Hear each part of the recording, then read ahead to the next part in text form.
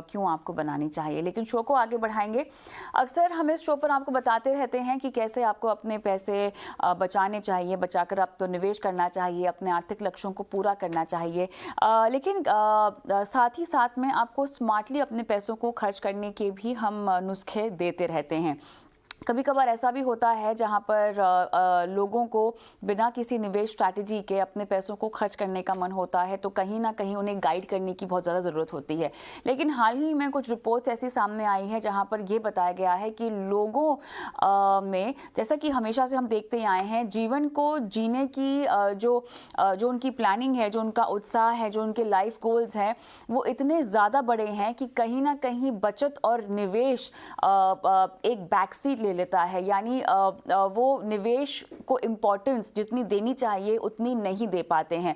ये मैं इसलिए कह रही हूँ क्योंकि यहाँ पे एक ताज़ा रिपोर्ट आई है जिस पर हम आज विस्तार से बात करेंगे। बैंक बाजार एस्पिरेशन इंडेक्स आया है 2022 का, जिसके मुताबिक अगर देखा जाए तो 2018 के मुकाबले ये इंडेक्स का जो लेवल है वो 87.3 पर पहुंच गया है। यानी ये अपने उच्चतम स्तर पर पहुंच गया है। और इसका उच्चतम स्तर पर पहुंचने का मतलब ये है कि भारतीयों की जो एस्पिरेशंस हैं, जो उनकी आकांक्षाएं हैं, जो चाहते हैं, वो आसमान छू रही हैं। लेकिन कहीं ना कहीं जो कमाई का स्रोत है वो काफ़ी सीमित है।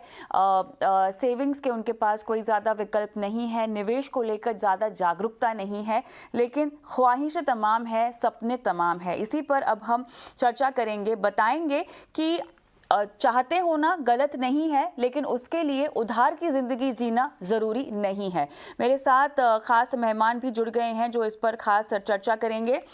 मेरे साथ जुड़ गए हैं ऑप्टिमम मनी मैनेजर्स के एमडी पंकज मटवाल, और साथ ही इस पर विस्तार से बात करेंगे बैंक बाजार के chief business officer Pankaj Bansal. आप दोनों का स्वागत है इस खास पेशकश में। पंकज जी, आपके पास आऊंगी सबसे पहले। देखिए, रिपोर्ट में कई सारी चीज़ें यहाँ पर हाईलाइट की गई हैं। 5 एस्पिरेशंस, जो आकांक्षाएं हैं, जो चाहते हैं, वो हाईलाइट की गई हैं, जहां पर कहा गया है कि health, wealth, fame, relationship, personal growth, इस पर भारतीयों का ध्यान तो बहुत है। लेकिन सिर्फ ध्यान देना ही काफ़ी नहीं होता है, क्योंकि जो बीच में रोड़े आ रहे हैं इन तमाम चीज़ों को पूरा करने के पीछे, इन तमाम उम्मीदों को पूरा करने के पीछे, उसमें ये देखा जा रहा है कि कहीं ना कहीं उनकी जो डिपेंडेंसी है कर्ज पर, उधार पर, लोन पर, वो बहुत ज़्यादा बढ़ गई है। इसी के साथ साथ जो बचत है उसमें कहीं ना कहीं कमी आती हुई दिखाई दे रही है। निवेश को लेकर जागरूकता की कमी दिखाई दे रही है। तो ऐसा नहीं है पंकज जी के ये सिचुएशन पहली बार हमें दिखाई दी है, लेकिन चिंता की बात तब है जब कोविड के बाद ऐसा माहौल हम देख रहे हैं। जबकि कोविड के दौरान हमने देखा था कि लोगों को बहुत सारी चीज़ों की रियलाइजेशन हुई थी, लेकिन अब जब रियलाइजेशन जो निकल कर आ रही है वो ज़िंदगी जीने के ऊपर ज़्यादा फोकस्ड है। कहीं ना कहीं फाइनेंशियल प्लानिंग यहाँ पर बैक सीट लेती हुई दिखाई दे रही है। क्या कहेंगे आप? कविता, इसका उत्तर मैं दूं या पंकज बंसल जी देंगे? जी, आपसे ही पूछ रही हूँ। मैं आप ओके। दोनों को लास्ट नेम से अभी संबोधित करूंगी, बिकॉज दोनों ही पंकज है मेरे साथ। जी बिल्कुल कविता।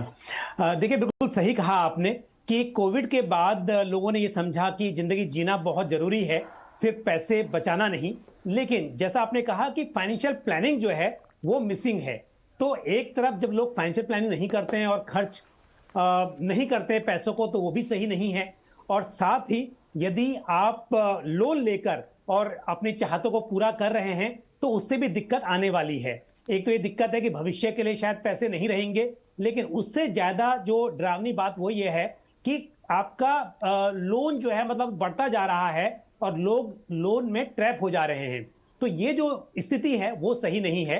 तो मेरे हिसाब से देखिए, चाहत रखना अच्छी बात है, लेकिन आपको प्लानिंग करनी पड़ेगी, बजट आपको तय करना पड़ेगा कि कितना खर्च करना चाहिए, कितना बचाना चाहिए, आपकी हैसियत क्या है, जितना आप खर्च कर रहे हैं क्या उसे समय पर आप वापस कर पाएंगे। तो आप ये मत देखिए कि आपकी क्रेडिट लिमिट क्या है, आप ये देखिए कि आप कितना पैसा समय पर वापस कर पाएंगे। और पहली बात तो, जितनी हम हमेशा कहते आए हैं कि जितनी चादर हो उतने ही पैर फैलाने चाहिए, तो पहले तो अपनी इनकम में से ही खर्च करें और साथ ही ध्यान दें अगर लोन लेने की जरूरत है तो उतना ही ले जितना आप आसानी से रीपे कर सकते हो। साहब भी मेरे साथ जुड़ गए हैं। स्वागत है आपका बंसल जी। और जो रिपोर्ट सामने आई है वो काफ़ी चिंताजनक है, क्योंकि लगातार हम इस शो के ज़रिए यही मुहिम चलाए रहते हैं कि लोग अपने सारे सपने बिना कर्ज के कैसे पूरे कर सकते हैं सही फाइनेंशियल रणनीति के ज़रिए। लेकिन लग रहा है कि अभी इसमें थोड़ी सी और पुरजोर कोशिश करनी होगी, क्योंकि मटपाल जी यहाँ पे हमारी कवायद थोड़ी सी फीकी पड़ती हुई दिखाई दे रही है जो रिपोर्ट आई है। बहरहाल बंसल जी, शायद यहाँ पे कनेक्शन चला गया है, लेकिन अगर आप मुझे सुन सकते हैं तो जो हाईलाइट सामने आई हैं काफ़ी हद तक उस पर हमने चर्चा कर ली है। लेकिन एक चीज़ जो चिंताजनक है क्लियरली वो ये है कि जो 80% बोरोइंग होती है, जो लोग कर्ज लेते हैं, वो जो आंकड़ा है, जो राशि है, वो 5 से 50 हज़ार रुपये तक का है। क्रेडिट कार्ड से अगर बात कर ली जाए या तमाम तरह के जो बाय नाउ पे लेटर के मैकेनिज्म हैं जो लोग इस्तेमाल कर रहे हैं, कहीं ना कहीं जो टिकट साइज है लोन का ये फिलहाल कम दिखाई दे रहा होगा, लेकिन इसकी तादाद बहुत ज़्यादा है, क्योंकि 80% लोगों की हम बात कर रहे हैं जो इस प्राइस टैग के बीच में लोन्स लेते हैं। और कहीं ना कहीं यहाँ पर देखा जा रहा है कि इसमें इजाफा भी होता आया है। तो मुझे ये बताएं कि हम किस एज ग्रुप के लोगों की बात कर रहे हैं जो इस तरह के लोन लेते हैं बंसल साहब, ये किस वजह से ले रहे हैं, इनकी रीपेमेंट किस तरह से हो रही है, क्या क्या कहती है आपकी रिपोर्ट?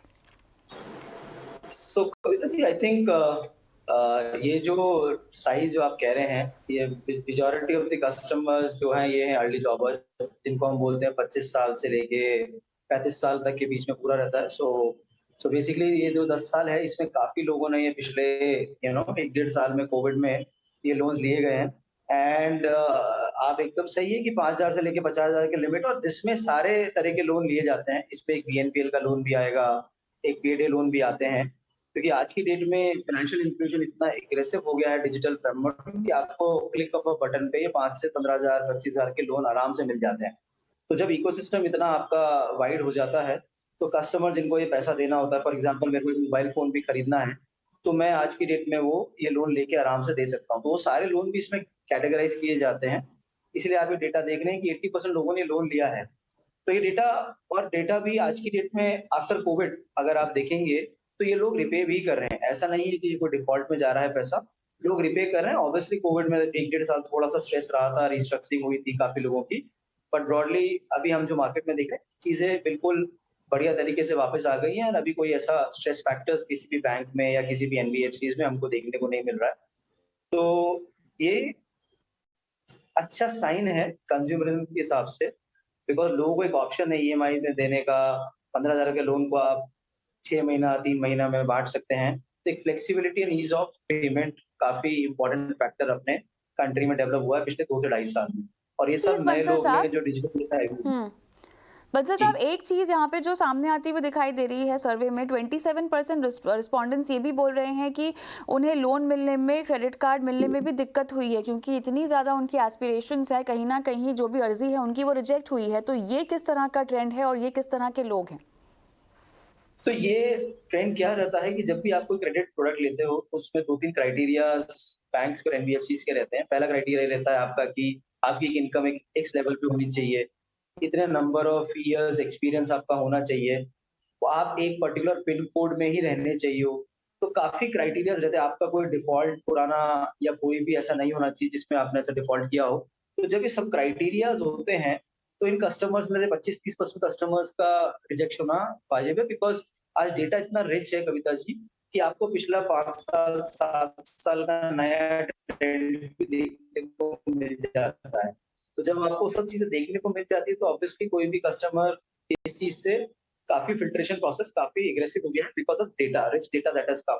तो ये कुछ फैक्टर्स हैं जिसकी वजह से एप्लीकेशन रिजेक्ट हो जाती है कस्टमर्स की। बट मैं कस्टमर्स को यही बोलना चाहूंगा कि कभी भी ऐसा भी हो तो आप चेक करिए किस रीजन से रिजेक्ट हुई है। कुछ चीजों में आप रिफिल कर सकते हैं, जहाँ पे आपके अगर कोई क्रेडिट स्कोर कम है या आपने कोई डिफॉल्ट किया तो आप वो पैसा भर के आप वापस अप्लाई करेंगे, आफ्टर 3 to 6 months आपको वापस में प्रोसेस किया जा सकता है। तो इसमें कोई भी ऐसा इशू नहीं है कि एक बार रिजेक्ट हो गया तो हमेशा से कभी उसको लोन नहीं मिलेगा। जस्ट आपको उसका रीजन पता होना चाहिए क्यों रिजेक्ट हुआ, और रीजन को आप रेक्टिफाई कर सकते हैं। जी यहाँ पर एक और चीज़ जो 80% बोरोइंग की हम बात कर रहे हैं ना, ये ज़्यादातर वो लोग हैं जिनकी पिछले 1 साल में सैलरी बढ़ी है और उसमें से भी लगभग 44% की न सिर्फ सैलरी बढ़ी है, उनका प्रमोशन भी हुआ है। तो देखिए, इनकम को बूस्ट मिला है तो इसीलिए उनका जो कर्ज लेने की जो चाह है वो बढ़ी है।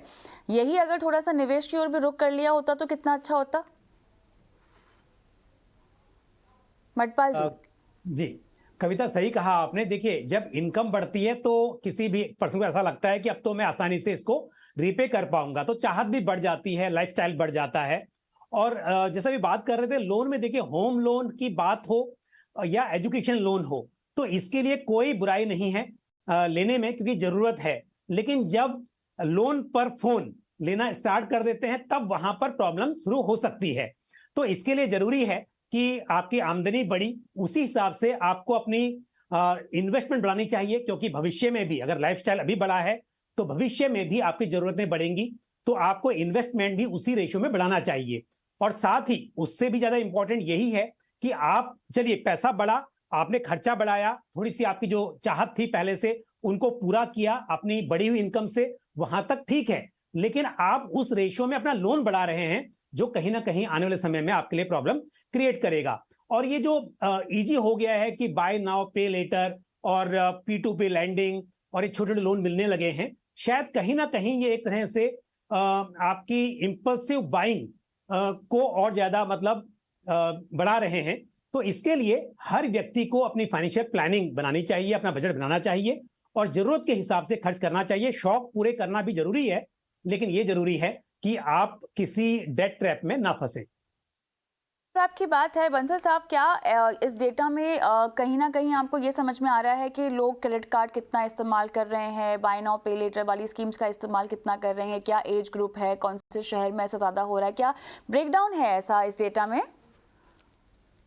ये सब बेक्ड इन है। इसमें क्रेडिट कार्ड का ईएमआई काफी ऑफर्स आते हैं, आपका बीएनपीएल का ऑफर्स है, क्रेडिट लाइन प्रोडक्ट्स हैं, सब मिला के डेटा निकला है। तो कोई भी अगर आपने इस तरह का कोई भी प्रोडक्ट लिया है तो वो इस डेटा में इंक्लूडेड है। इसमें आपके मेजर 6 मेट्रोज और 18 टियर 2 सिटीज को इंक्लूड किया गया। तो ये सर्वे पूरा I will say spread across metros in 18 cities. तो जो आपने टॉप 24-25 सिटीज जहाँ पे कंजम्पशन आपका सबसे ज्यादा होता है, ये वो डेटा रिफ्लेक्ट करता है। तो ये सब मिलाकर पूल बना है, इसलिए आपको ये नंबर थोड़ा सा ऐसा दिख रहा है कि क्रेडिट यूजेज के पर्सपेक्टिव से काफी हाई है, बट ये काफी normal, I would say normal data in terms of the overall usage that एक लोन और सारे क्रेडिट प्रोडक्ट्स में एक साथ मिलके होता है। इसमें सारे लोन प्रोडक्ट्स इंक्लूड किए जाते हैं। राइट, चलिए तो फिलहाल तो हाई ऑन एस्पिरेशंस भारतीय दिखाई तो दे रहे हैं। उम्मीद करते हैं कि अगली चर्चा में जब पंकज बंसल जी हमारे साथ जुड़े तो हाई ऑन एस्पिरेशन के साथ हाई ऑन फाइनेंशियल प्लानिंग का भी एक आंकड़ा हमारे साथ में लेकर आए। बहुत बहुत धन्यवाद पंकज बंसल जी, समय निकाला आपने इस चर्चा की।